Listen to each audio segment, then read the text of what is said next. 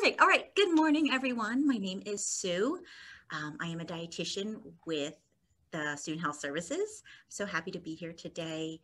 Feel free shoot questions into the chat box. I'll try to monitor that as I go. And if not, I've left a lot of time at the end to answer questions, but I really want this to be kind of a dynamic engagement opportunity. All right. So today's topics, kind of a brief overview. I'm sure you guys have been going to a lot of other speakers, so you've gotten a lot of this, but a brief overview of food insecurity, food security and hunger, and then looking at that research in higher education specifically for students who are dealing with food insecurity.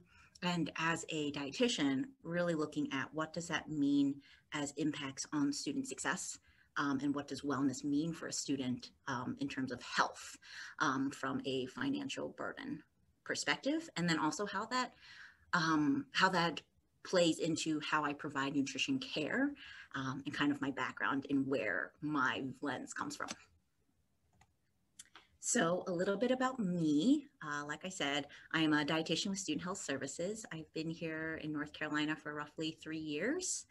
I did my internship through Keene State College in New Hampshire, and I actually worked in New Hampshire and Vermont originally. And the reason why that's important is that the health centers I worked with were federally qualified health centers. And so they actually get their funding through the purpose of serving underserved populations. And so oftentimes those are individuals who may be living below poverty level. And so that was my first job out of internship. And so that really transformed how I saw what does nutrition mean, where am I working from? Because what I learned in school was very much like, oh, we're going to have this beautiful meal and it's going to be balanced. And unfortunately, what it really plays out with is that, like, oh, do you have access to water? Do you have access to a grocery store? Do you have a car? And so it really helps drive my practice now. So of course, the most important thing, I think, like, I don't know, for some reason, advertising really is like, oh, those, like those poor puppies or those poor starving children. And it gives us this very like skewed and hyper-focused idea and concept of what is hunger. And like that is a physical lack of food and a sensation, which is of course definitely overwhelming and burdensome in a health perspective. But I think we miss this whole other group when we think about food insecurity. So hunger is definitely within that umbrella. But I think it also makes us lose focus that there are so many more students and individuals who are suffering without proper nutrition. So of course, for food insecurity, we're looking at just that consistent access to enough food for an active and healthy life. And I think that's really difficult sometimes to think about in terms of what is that active and healthy life. And I could do a whole nother presentation about what that means for individuals. And we'll go a little bit into that later in the presentation. And so this food also needs to be nutritionally adequate. And so that's a lot about what my job does. It needs to be culturally appropriate. And so that could be like dietary focus, like are they practicing vegetarianism for religious reasons or for personal reasons? Do they eat certain foods culturally that need to be met that aren't met in where their resources are being provided? And that also needs to be safe food and also acquired in a socially acceptable manner. I remember my friend was taking a nutrition course, and part of their course was that they went dumpster diving. And like, yeah, of course, like that is a place where there's an unmet, like there's a huge amount of waste. But yeah, they could do that acceptably because it was a class. They're all young, like looking somewhat professional. Most of them were white. But if a vast majority of our population who might not have access to food were to engage in that, that would be seen as very unacceptable and very stigmatizing. So we really do have to think about like, how is access reached? So my main focus today in terms of thinking about the categories of groups I'm thinking of for students is going to be in those bottom two little sections. So that very low food security, where there is a disruption in just total food. And then that low food security, which I think the emphasis really is on those three words of quality, variety, and desirability. Sure, someone could be eating enough beans and rice, but if we're eating beans and rice every single day for every single meal, that is not in any way, shape, or form meeting their needs in terms of a active, healthy lifestyle. So when we're thinking about the college experience, so undergrad, graduate, we're looking at the impacts of this either complete inadequacy for certain amounts of time in their year, or in terms of the variety and the quality and diversity of it. So of course, we're thinking first is that poor physical impacts on health. And this is definitely going to be its own slide. So just roughly, briefly talking about that. I think the mental stress not only is about like, can I find food and worrying about where's my next meal, but it's also that cloud that hangs over a student is going to permeate then their ability to then focus on school. And of course, the academic impacts we're going to have is that the research shows that these students are less likely to earn A's and more likely to earn B's, C's, or below. Their rates of school completion, of credit attainment is lower. And oftentimes these students are also suffering from housing insecurity. So not only might they not know where their next meal is coming from or what that meal might be, but they also don't know where they're sleeping, or they're having to bounce from couch to couch. And all of this stress and this mental health strain is exhausting. It's going to be a stress on their system to think about these every single day and to worry about them. But they're also oftentimes, these students are also working. And so they might be going to school full time and then going to a job right after. And so are they sleeping? Are they able to get groceries? Are they able to do the things that we'd hope they do to have a quote unquote healthy diet? So looking at the kind of macro perspective in terms of research. So the thing that really kind of blew my mind is that first left square across the US is that food insecurity in higher education, which is undergrad and graduate level, is at least 3 times higher than in nationally represented households. So we think about, the number of resources that are available for families with young children, WIC, all these, like, there's support systems in place. But I think there's more limited and also just knowledge, but also limited resources for students that are trying to build themselves out of maybe intergenerational poverty or, that poverty cycle that we're trapping them in when they're in school, where we really hope that they're successful and attaining the goals that they're looking for. But if they're continuing to have to find food and worry about that, it really limits their success. So a 2019 national survey found that more than 60% of students have experienced food insecurity within the past 30 days. So that's far more than half of students who don't have enough food or don't have a great balance of food, or the food is not going to be pleasing. And I think that's so important to remember that food needs to also be satisfying and nourishing. Higher risk students are those at tier institutions, marginalized groups, Blacks, LGBTQ, American Indian, Alaskan Natives. So a lot of race plays into this as well. Students with any prior military service, former foster youth, students with prior criminal convictions, and students listed as independent from their parents, so that they don't have that kind of catch-all net when they're listed under for tax purposes. So what that means on campus is that, when we think about these kind of factors that put students at greater risk for food insecurity, we're also thinking about, like, what does a college student look like now? And I think our old concept of like, oh, we're taking our, fresh out of high school student, 2-parent household, dropping the student off to school, and, they're set up on campus, they have a meal plan, they have extra money to like go out to eat, is a largely old school stereotype, because now roughly, almost 75% of our undergrad students are non-traditional. So they might be returning students, they might be single parents, they're working. So there's so many things about these students that isn't just like, oh, like their life is rainbows and butterflies and they're just gonna, live in a dorm and make friends and really like live life to the fullest.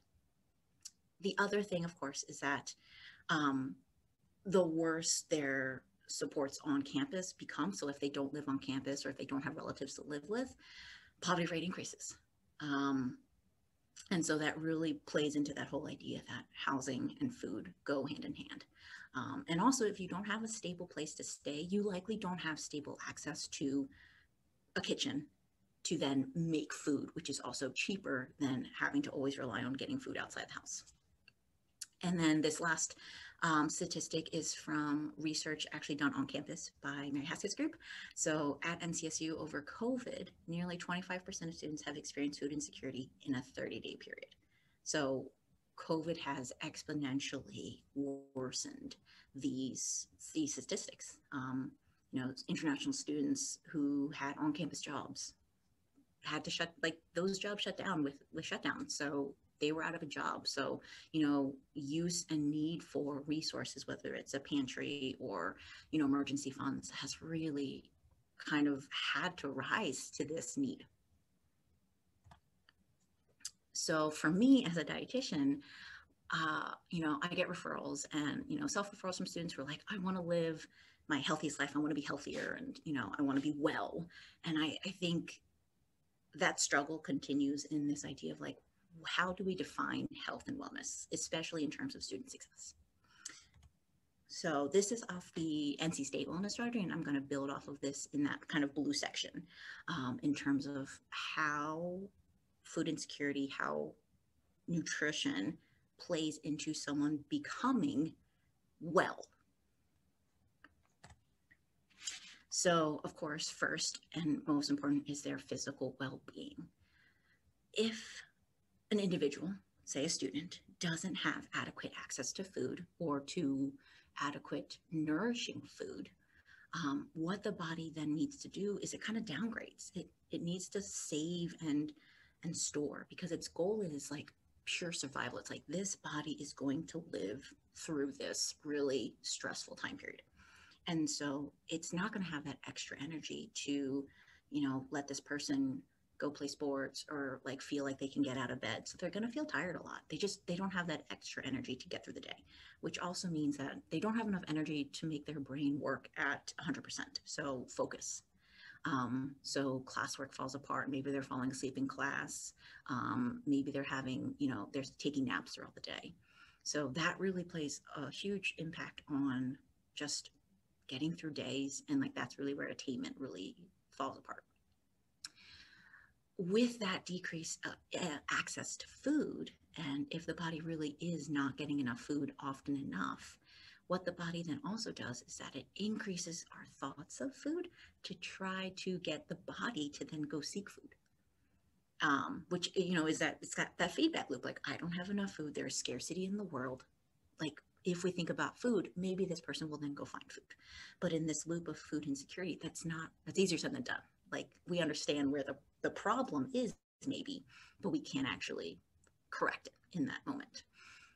With long-term chronic inadequacy or insufficiency, there's that compromise on the immune system. Chronic stress will also impact the immune system. So if we're constantly struggling and worrying about these things, that will also impact how we do. Changes in bowel regularity is always going to be something that we ask, is like, stress will change how your digestion is working, and so will the adequacy of your food. Nutrient deficiencies. If I have a very limited budget, I am going to get the most bang for my buck. And that is often going to be with the way our food system has been designed, is that refined carbohydrate, high sodium foods, packaged foods are cheap. They're easily accessible at any time of the day, and they're convenient. So if you don't have a kitchen, if you don't have a car, if you don't have, time, these foods become very easy to access and consume. And because of this fatigue, increased loss of food, the body is actually, and the stress, is that the body is also asking for high carb, high, fat foods, because that is going to give it instant energy. Whether or not that helps in the long run is, definitely not going to be beneficial. But in that moment, all of those factors come together to be like, this is really easy and accessible. Depression, anxiety, of course, increased rates of that when the diet is inadequately balanced. But it's also that, social isolation. If I can't eat out with my friends, like, because I can't afford to, or I feel shame about not being able to afford food to go out with friends, like that's all going to add those layers. And this can, of course, lead to those increased risks for chronic diseases. Those nutrient deficiencies, lack of adequacy, the stress, all of those things are playing into these risk factors for long-term health. So I bundled up the emotional, social, and community well-being because I think so much of them play together in topic and theme. So I think this is one of the ones that we won't realize until we fully maybe get out of COVID how much impact isolation, lockdown, shutdown, whatever you want to call it, stay in place, has had on student well-being. Because I think, especially when we're thinking about like dorm life and coming to college and, you know, making friends, like that social collective is so important and essential in creating well-rounded and, you know, like happy students. So I think that has really, truly, I've seen that across the year, is that students are feeling this isolation. And one way of coping is through food. And like, that's really where we come back into like access. And I think also like, if we don't have the access, or we've lost the access to get sufficient food, that's going to feedback loop. One of the things that I always emphasize in my sessions with students, especially when we think about this health and wellness lens, is that I think so many students, because of like wellness industry, is that we focus on the physical benefits of food. Like, oh, this has calcium, this has protein, this has vitamin D, this has XYZ. So we're thinking like very finite control items. And we forget that food is also emotionally nourishing. So it's like foods from our childhood, eating out for a birthday. There's so much more about food that is not just about its individual like vitamins and minerals. So to the point of this image is like me when I lived in New Hampshire, I found out about maple gravies, and it's basically like a saucer with maple flavor. And it was like the most delicious thing ever. And it's still like to this day, like when I think of maple creamies, I think like summers and hiking and like my time in New England. There's probably nothing redeeming nutritionally about this ice cream, but it is amazingly delicious, and it gives me so much more nostalgia and happiness than we would just say for any other food. So that's really always my emphasis, is that if this student is not being fed in a way that is not only physically nourishing, but also emotionally nourishing, they're also not going to be like flourishing. The other thing about this kind of well-being that I always have to keep in mind, especially for, I think, college-age students oftentimes, is that cooking is a skill. Knowing how to cook and having the privilege of growing up with home-cooked foods, or, you know, living with someone who knows how to cook, that definitely takes information and exposure and knowledge. So that's definitely something we go into in sessions. And then, of course, with food insecurity, like I talked about, there's that social isolation or shame if we can't go out with friends and grab food. Or if a friend's always like, yeah, I'll spot you, whatever. And like, you feel bad doing that, or you're like, oh no, like, you'll play it off. But you really miss out on that social opportunity. Even if you don't get to have the food, you're missing out on those outings. The repetitiveness of meals definitely plays into how we're feeling about our whole day. And, going back to that social pressure for healthy, is that we are focusing so much on those finite, like protein, calcium, etc., that we're missing the big picture about a student's health from that perspective. So yes, food is really important in terms of health and well-being, but it is not like the end all be all for how I think of this student as a whole in success.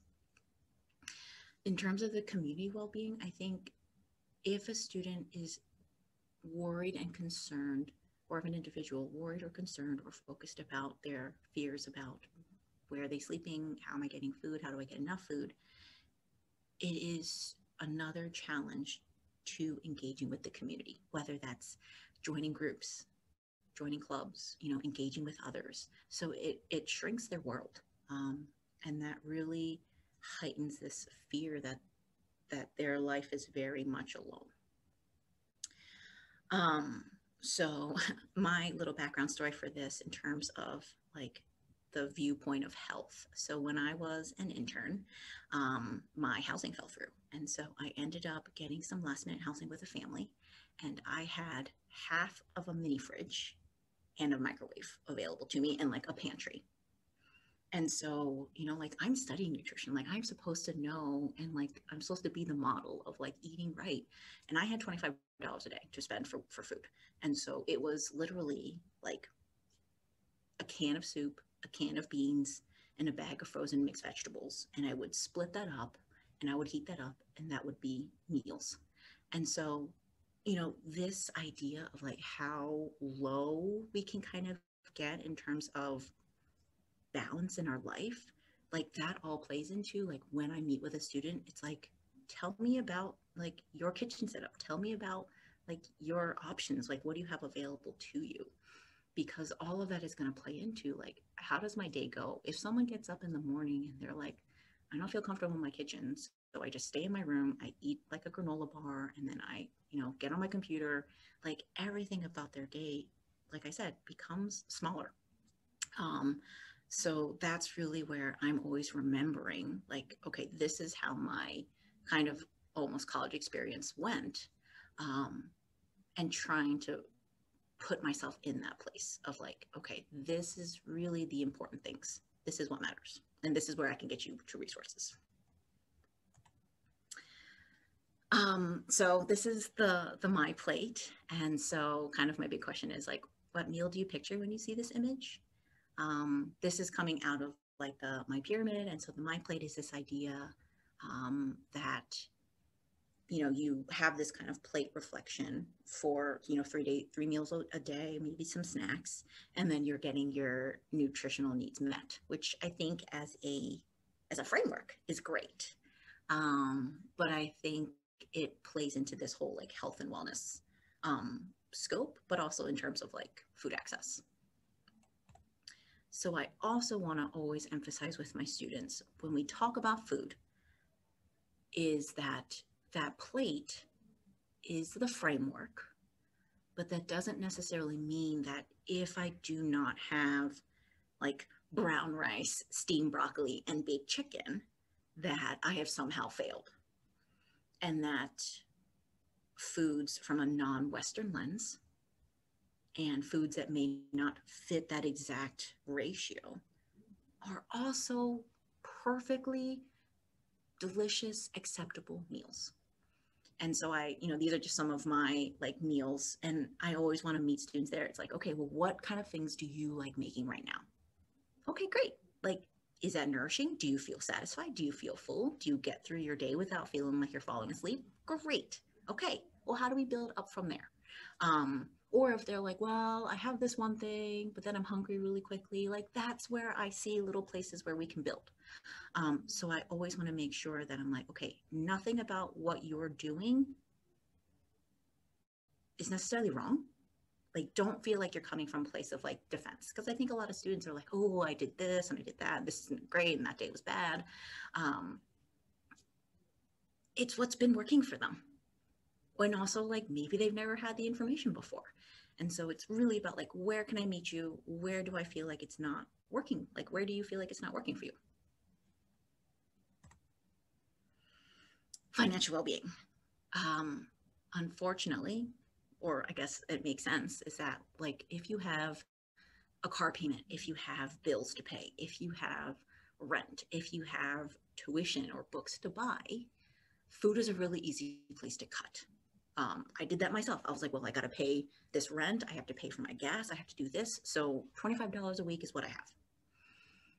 And so it's a place where we feel like it's okay to keep cutting. And so that's a big part of my conversation with students is like, how much do you have to spend with? And that also includes this idea of like, okay, this is your money for groceries at home. Is this your money for eating out? Is this your money for purchasing like the other things you need, like toilet paper? Which also includes like, if you need to prep your own food because it's cheaper, Do you have access to tools that make that easier? So yes, going from dried beans versus canned beans versus, whatever is going to be the cheapest option. But it's also time. Like I need to soak these overnight. Then I need to boil them on the stove. Then I need to do this. So if I have tools and I have the money to buy those tools, that's going to aid in food prep. That's going to shorten and make it more convenient for me to get more food for cheap. So that's also part of the conversation. So going back to the budget idea is is sometimes you just have to know like what is like a reasonable budget, and it's really funny sometimes. And then I mean, like I don't think I knew this when I was in college. It's like there's actually like a kind of needed amount of money to reach needs, and so the USDA produces a monthly cost of food, and that takes into consideration the consumer price index of foods. And the idea is that at each level that you will be reaching your nutrient adequacy base based on the 2005 dietary guidance, with the assumption that every single meal and snack are prepared at home. So this is not eating out. This is not buying like the microwave rice or the, pre-marinated meats, what have you. And also that it's more expensive to cook for smaller individual units. So like for one person, and I'll show you the chart at the next screen, for one person, it's going to be an additional 20% cost. And for a 2-person household, it goes down to 10%. So the assumption is that these prices are based on 4-family, like a 4-unit family. So this is the latest that there was posted from February of this year.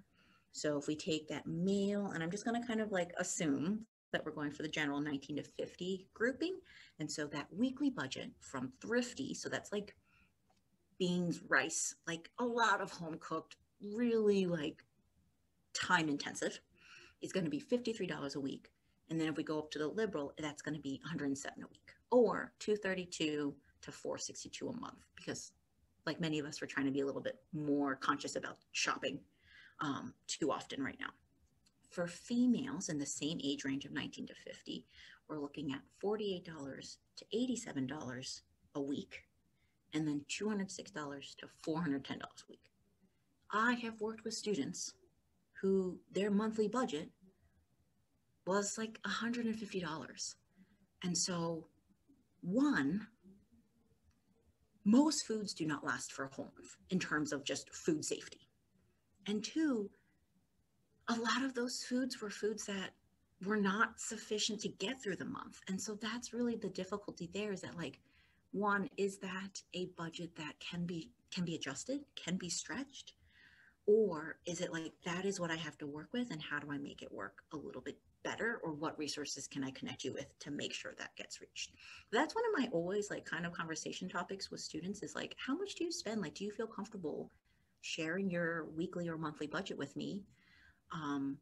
And oftentimes it is below the goal, especially if we're thinking about the nutrition guidelines. That's like, am I getting 3 servings of fruit? Am I getting 3 to 5 servings of vegetables? Am I getting seafood twice a week? So, and like all of those items are pricier, and it's not taken into account for a lot of students because of that lack of knowledge. Like, oh yeah, I'm totally within this budget, but their diets are very singular. Okay, so this could be a presentation for hours.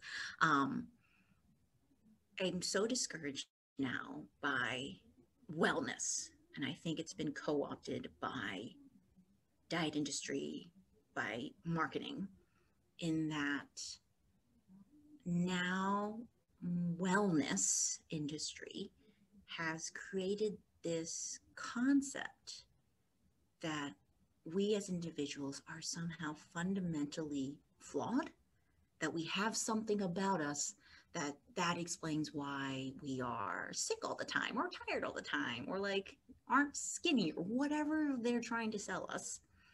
And that if we do not engage in certain behaviors, that we are then not going to optimize our health. So that's buy organic, buy these special designer supplements, buy only local, only eat whole foods. And I think where that is really discouraging is that it is only for the wealthy. Sure, I would love it if everyone could go home and spend an hour cooking and then spend an hour sitting and eating and chatting and relaxing. But that's not realistic for most of us. And what we're really looking at is that, like, what can I purchase with the funds I have? But with that added stress of a lot of these students feel the pressure to reach that wellness halo. Is like, oh, I should be doing this. I should be doing that. I should be buying this. I should be buying that. And that if they aren't, that they are somehow having a terrible diet. And that is so disturbing that we have almost demonized and weaponized that a certain way of eating is the correct way of eating. And that if we cannot engage in that kind of eating, that we are not truly a healthy person and that we don't care about our health. And I think that's a lot to tease out in a student's way of thinking about how they buy food, because I have so many now students who are like, oh, I only want to eat whole foods, I only want to eat clean, and like there's so much momentum to take care of ourselves, which is great, but with this layer and context of like, I have somehow been taught that what I do currently is wrong. Like I said, I could go on hours and hours and hours for this, but that's just such an important context of like, where do we think about food access, the types of foods we eat, and how we treat a healthy, quote unquote, person who's taking care of their body. So I think this is last but not least. So what does this mean for my nutrition care? And I've kind of dropped a lot of this in through the presentation. So our nutrition care, so every student has 2 nutrition visits available to them through their student fees every academic year. So they get 2 visits. They could do like one in the fall, one in the spring, but we can also then like go through their insurance. But in our initial questionnaire that they fill out before our appointments, we include a question of like, do you ever worry about having enough money for food? Because if they are concerned, like that's where I really want to make sure, like, oh, do I need to triage you? Do I need to get you to resources and connect you to ways that get you meals, like meal shares or the pack pantry or what have you? So that's kind of like that first glimpse of like, okay, where is this student coming from and what are they most concerned about?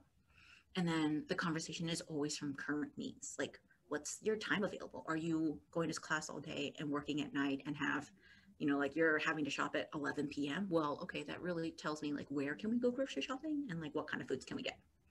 What's the budget? What's their access? What's their skill base and comfort level in the kitchen? If they've never cooked in their life, like that's a huge barrier. And I would love to like bring them into the kitchen and like, like, oh, here's a skills thing. And there's definitely programs out there that do that really good basic instruction. I think Interfaith Food Shuttle is doing a Cooking Matters program shortly or have been doing it. So that's like one of those programs that really helps kind of reach and kind of put that barrier down. When we're thinking about those access and skills, it includes, like I said, any sort of cooking exposure or experiences. Also like food exposure. Like if you've never tried XYZ food that looks more costly than something else, you're probably not going to want to buy it for yourself in case you don't like it. And so that's a really big barrier to variety. The time, the transportation. Do you have a car? If you're trying to buy, like, let's say you're from, like I have a lot of Indian students. And so a lot of the spices and ingredients are really cheap at the Indian markets, but like you need a car to get there. Do you have a car? Do you have a friend that you don't feel bad every time having to ask them to get, access to it? Kitchen availability. I've had students who do not feel comfortable in the kitchen. When I was in my internship, I had no kitchen. I had a microwave. So like, what do you have access to in terms of food preparation? Like, do you have tools? Do you have a can opener? And then of course, like that culture appropriate food, like, can we get access to food? Sure. Whole Foods is technically in walking distance, but is it in economic, like distance is pretty far.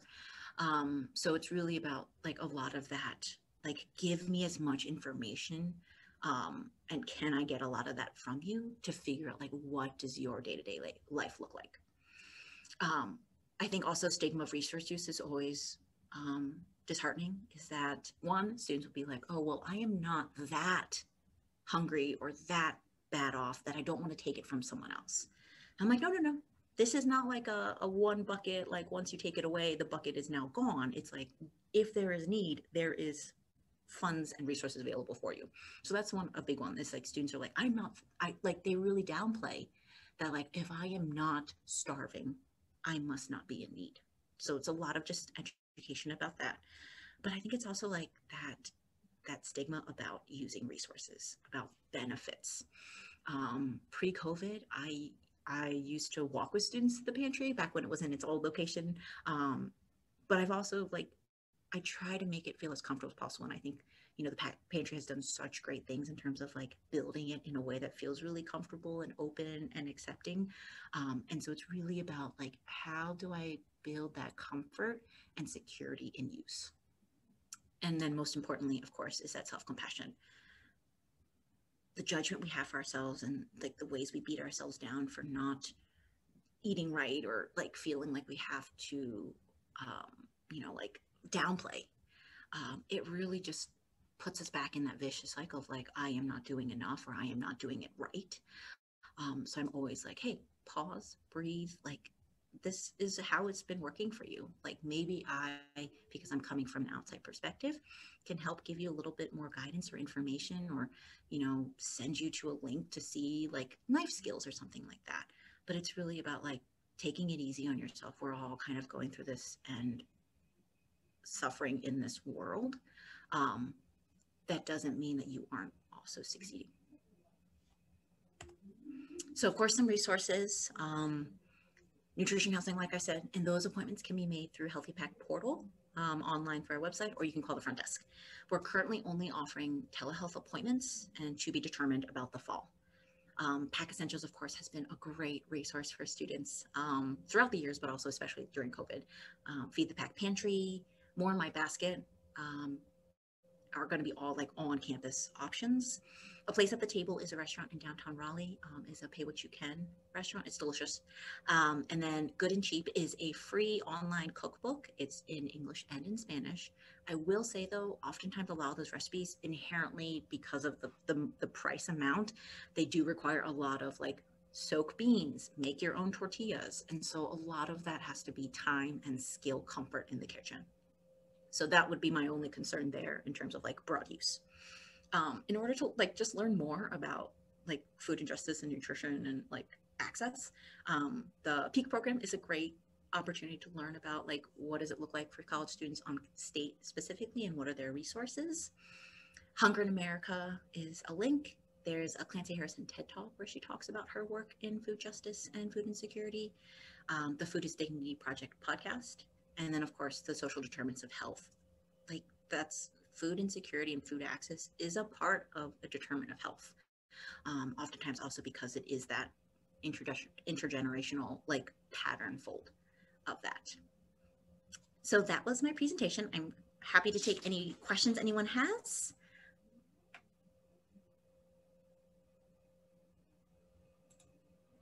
Oh, okay. Let's see.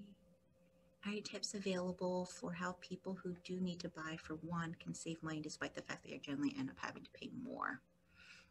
Yeah.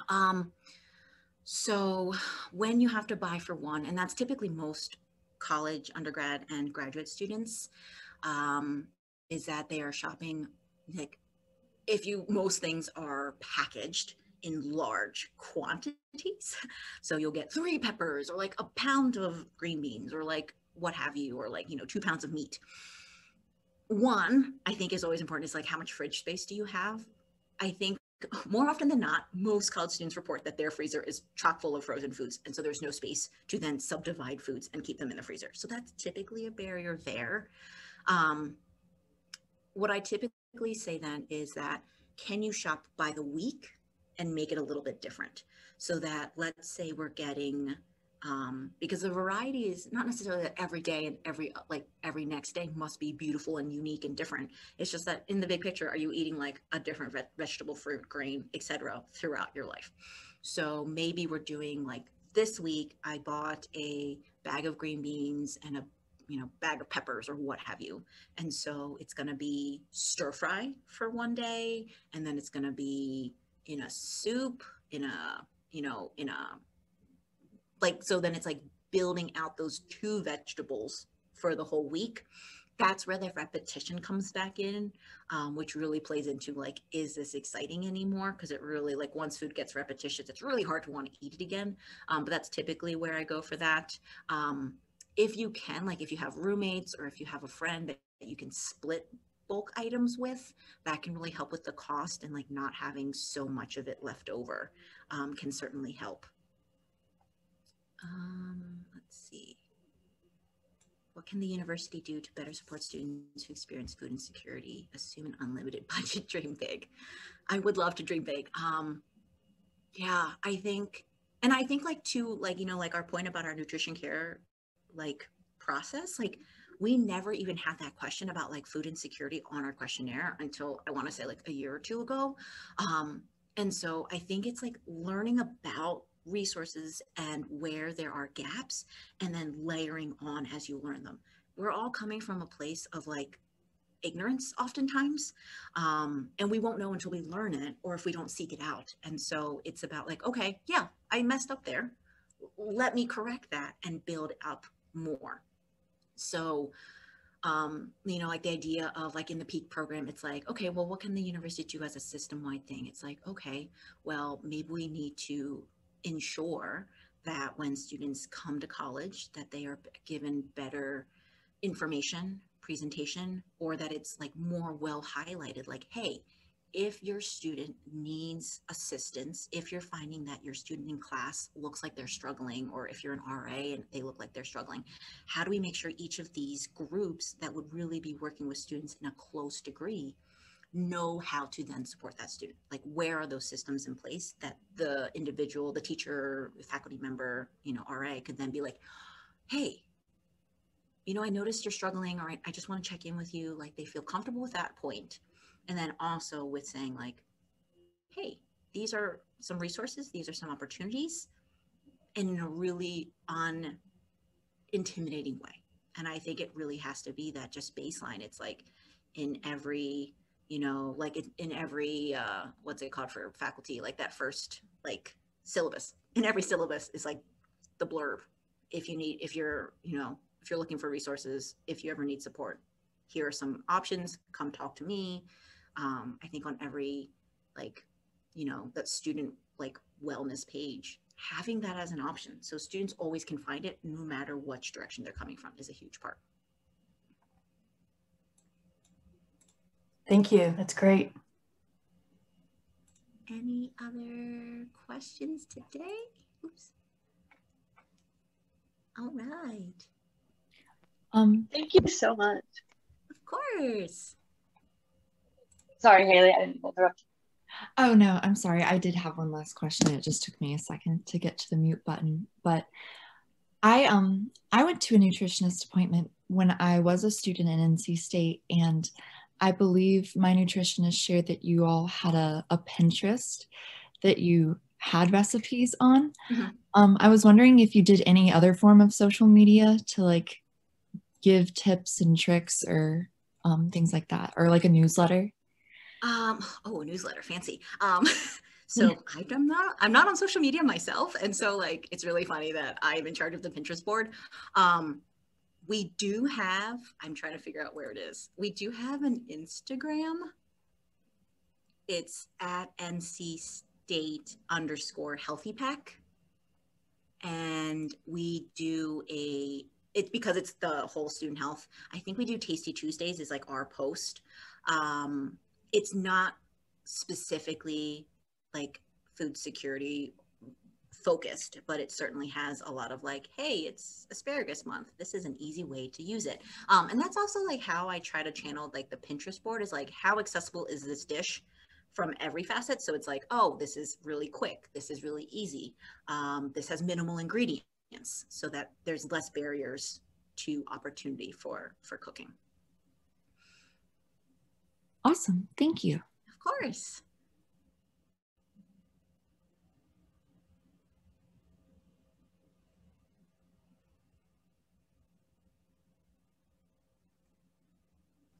I think that was a great presentation. Taught me a lot, especially like just thinking about the slide that you had the ice cream with. I hadn't even thought about like the emotional aspect of that too.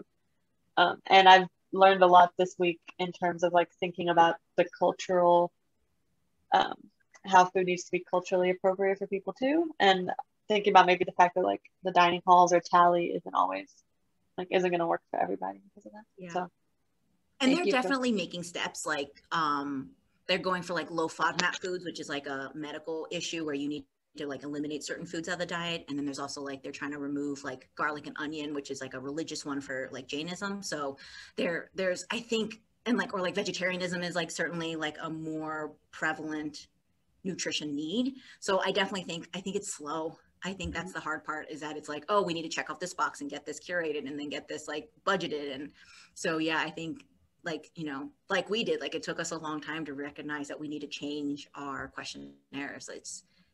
It needs to be kind of like maybe student driven, like, hey, by the way, like, here's a comment, friendly feedback. But also like, you know, like we need to self-educate. Like we need to always be aware and learning where we're missing out. And so, you know, I'm no longer a college student. So it's more like asking my students like, hey, like, what are you paying attention to these days? Like what is important to you? Because I need to learn about that so that I understand like the framework.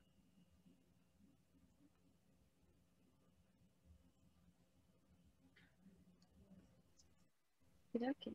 Well, I will be like sending you a follow-up email, and if you want, you could like share your presentation back to that. But this will be up on the website, so hopefully other people will be able to like pay attention and get it. Thank you for being willing to like be here today and present, even though we have very many students. This is great. Thank you so much for the invitation. I love this kind of work. So it's such important and needed work, and such like a undiscovered, or not undiscovered, but little movement is currently happening on this. So it's really important.